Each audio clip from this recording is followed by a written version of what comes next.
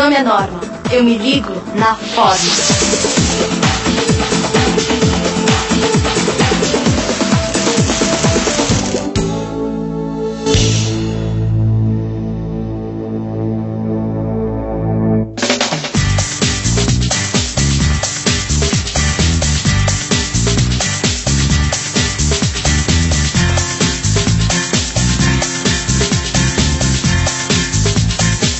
Quando eu disse que me ligo na forma, você deve ter pensado que eu só penso em me manter em forma. Nada disso. Eu sou ligada nas formas da geometria. Você já reparou como a gente vive cercado de formas geométricas? Quer ver só uma coisa? Para filmar essa cena que você está vendo, a gente usa muita geometria. Olha bem para a lente da câmera. Agora, olha aqui para baixo. A gente poderia ficar fazendo isso o dia inteiro.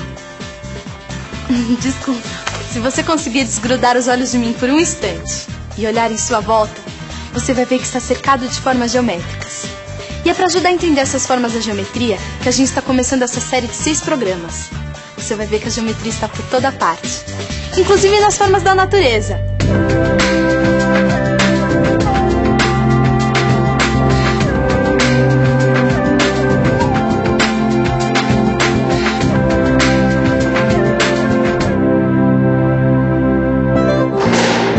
Os gregos antigos também se ligavam em geometria. Uns caras que viveram na Grécia, séculos antes de Cristo, descobriram coisas incríveis. Esse cara aí, por exemplo, o Platão. A ideia de Platão era mais ou menos essa. Há 2 tipos de triângulos elementares. Um triângulo de ângulo reto e 2 ângulos de 45. E um triângulo de ângulo reto, um de 30 e um de 60 graus. Com esses triângulos elementares, tudo mais se constitui.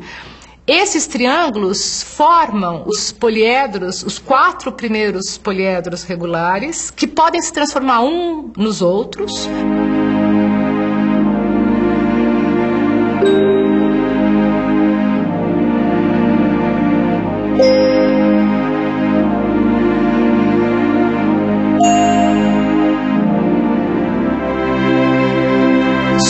Dodecaedro é deixado de fora, não corresponde a nenhum desses elementos, porque, segundo o mito, ele organiza o universo como um todo.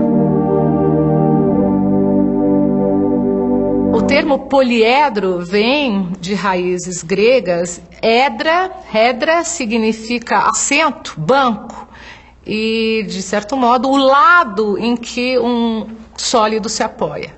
Sabe o que esses sólidos têm de especial? Eles não têm pé nem cabeça. Quer dizer, você não consegue virá-los de cabeça para baixo. Ou eles sempre estão de cabeça para cima, ou sempre de cabeça para baixo. Quer tentar?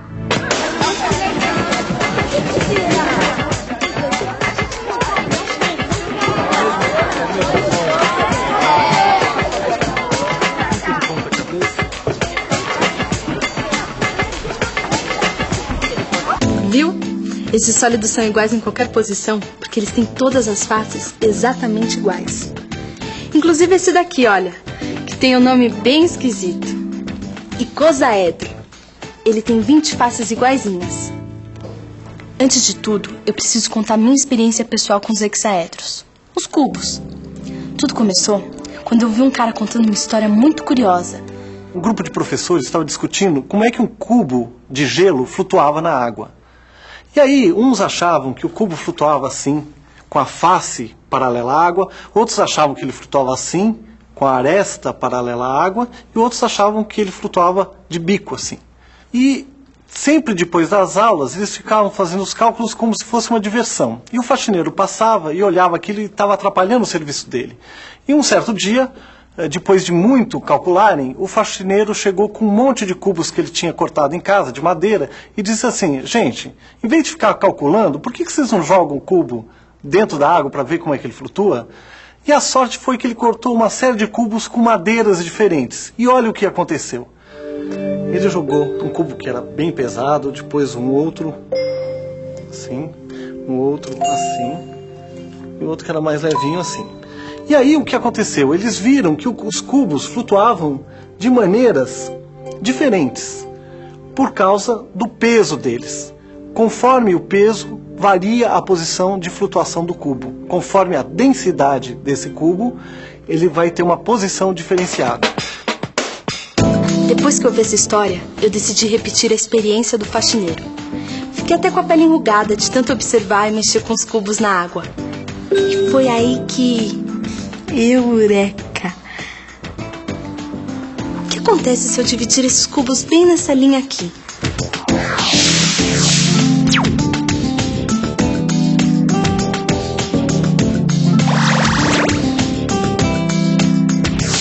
Até aquele momento, tudo estava indo como eu imaginava. Mas com o cubo nessa posição estranha, eu não tinha ideia do que poderia acontecer. E só tinha um jeito de descobrir. Uau! Como é que eu podia imaginar que dentro de um cubo pudesse existir um hexágono regular? Não é o máximo? Por causa disso, eu fiquei louca para dividir os cubos de qualquer jeito. É claro que não ia adiantar nada eu dividir os cubos de qualquer jeito. Eu precisava de um método, de um sistema.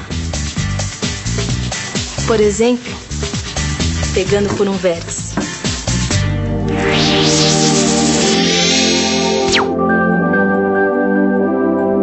Olha só o que aconteceu. Eu fiquei com 4 partes iguais. E esse miolo aqui? Mas agora que vem o melhor. Sabe o que eu fiz? Eu comecei a brincar com essas formas aqui. Eu comecei a juntar os pedaços de jeitos diferentes.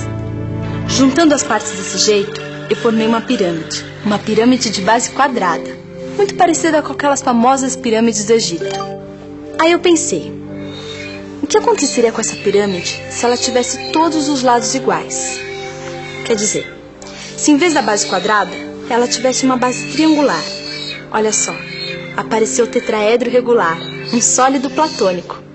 E as faces desse tetraedro são exatamente iguais às faces triangulares da pirâmide original, que tinha a base quadrada. Olha bem para esses dois sólidos. Você acha que o tetraedro é menor ou tem mais ou menos o mesmo tamanho que a pirâmide de base quadrada?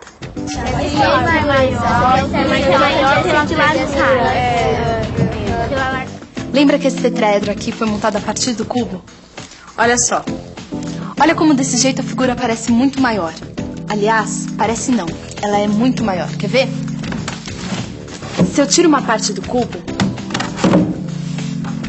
eu encaixo o tetraedro dentro do cubo.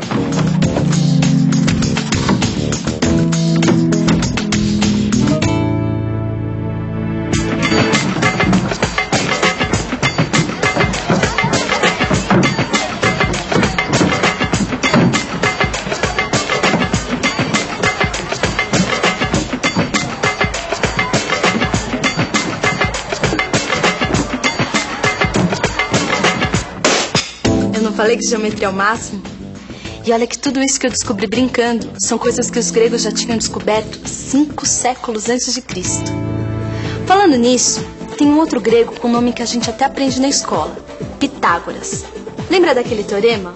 A soma dos quadrados dos catetos é igual ao quadrado da hipotenusa.